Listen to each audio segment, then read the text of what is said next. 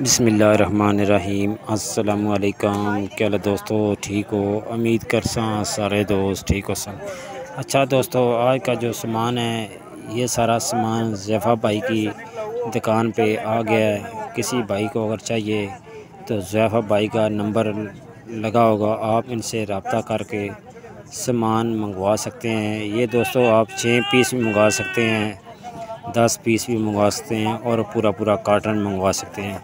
जितने आइटम आपको दिखाएंगे ये माशाल्लाह ज़ैफ़ा भाई के पास हैं। आप इनसे फ़ोन पे रब्ता करें, व्हाट्सएप पर रब्ता करें, इंशाल्लाह ये सामान ज़रूर भेजेंगे।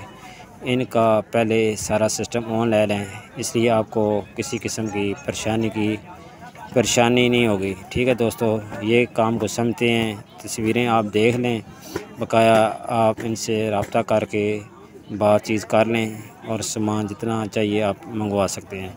बकाया दोस्तों, अगर वीडियो आपको अच्छी लगती है वीडियो को लाइक और सब्सक्राइब ज़रूर करना है।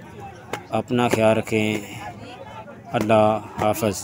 नीचे नंबर होगा, आप रब्ता करके सामान मंगवा लें। तो कल इंशाल्लाह नई वीडियो आएगी। पीर वाले दिन मेरा चक्कर होता है गुजरांवाला। इंशाल्लाह आपको बर्तन के मतलब 3-4 वीडियो इस हफ़्ते नई मिलेंगी, नए रेट के साथ होंगी।